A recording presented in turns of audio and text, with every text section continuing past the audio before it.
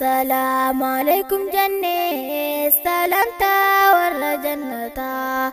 السلام عليكم جنة سلام.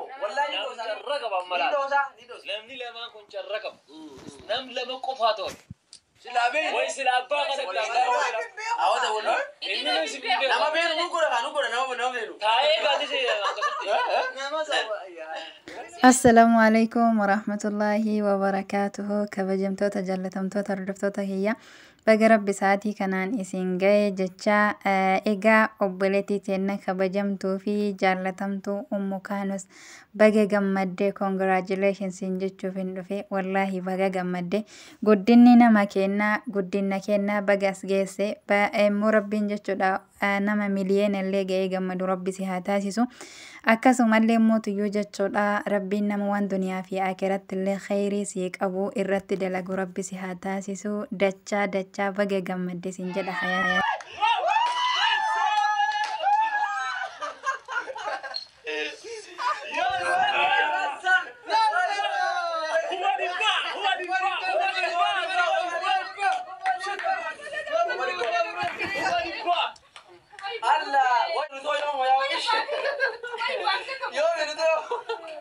مشاني ونو مانتنا سالفو غلطو ما سنين جنة وني خون وان كيسني فري خيسن الرار كتني بقى جمدن بقى جمني يجا غلطو ما Egaa abukaanusii fi ummukaanus gammachuun keessan kennaan nu illee isin faana gammannee jirra baga gammaddanii baga as geessanii akkasuma obboleettii teenya jaallatamtuu kabajamtuu mustariyaa yookaan ummukaanus jechuudha.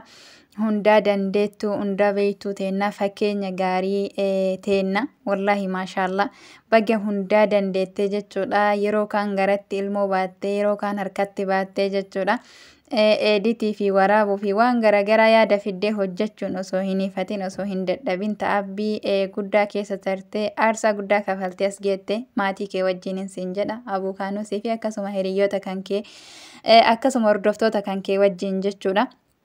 Namni kophaa ofii deemee eessa takkaa hin ga'u akka maatiin si gargaaran mana maatiin si gargaaran alaa hordoftoonni si gargaaran as geesse alhamdulillah.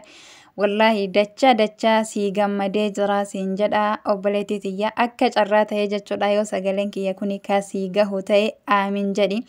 Rabbiin eega sii kenne sirraa hin fudhatinii eega si mul'isee si hin dhoysinii rabbiin jechuudha dandeettii ofiitiin waan addunyaa fi aakiratti illee jechuudha khayrii sii qabu irratti dubbachuu fi hojjechuu si haalaaffisuun siin jedha maashaallah nama mootiyyuu jechuudha kuma dhibba qofaa miti. والله مليانة دچا غايتين إن شاء الله قام ربي سيهاتا سيسو سينجد بليان حسب لكوفسي قدام سن أجل ورقة ربي سيهاتا سيسو جتشولا نما موت يو جتشولا إني كن سببته في قلي أجر عرقة جتشولا مسكينا غرغاري ركتا جتشو ديبوتا ديبو باسي بيلا باسي سيهاتا سيسو نما مسكيدا إجارو نما مسكينا غرغارو نما مركزة حفظي غرغارا إجاري إيغا موت يو جتشو هغا فدان ترانيلي دنيا تنرى ديموني نفو غافا أسر ديمت اللي جتشو صدقة الجاريان أستي سيحفت ربي سيهاتا سيسو بغا غمد سينجدا إرد الدبي غمتشون تنتي غمتشوتينا eegaa mootiyyuu jechuudha obboleettii tiyya akka carraa ta'e amma siin irraan deebi'aa na dhageettee dhaamsiyan akka obboleettii tanteeta islaamaa takkatti sii qabu jechuudha. Rabbiin duwwaa irraa kaasee alhamdulillahi asiin si ga'e yookaan illee as ga'a jetteetu hin yaanne akkasuma jechuudha obboleeyyan kan kee warroota ani achi ga'a jedhanii amma hin yaanne warra reef lafaa ka'aa jiran atu waan dandeetti kamiinuu gargaara jirta gara laafettiidha. Namni sababuma malee ka bakka hundaanuu nama ga'u rabbuma sababa ta'ee fi obboleeyyan kan kee jabeessuudhaanii fi yaada gaggaarii nuu kennuudhaanii fi akkasuma jechuudha warra sheersi gaafatan inshallah sheer godhiinii fi jajjabeessinii bakka guddaan gahinsiin jedha rabbiin ammallee dachaa bakka guddaan si haa ga'u inshallah. Umrii wajjin maatii kan kee wajjin si haa dheeressuu dalagaa gaggaarii si haa laaffisuun jedha maashaallah.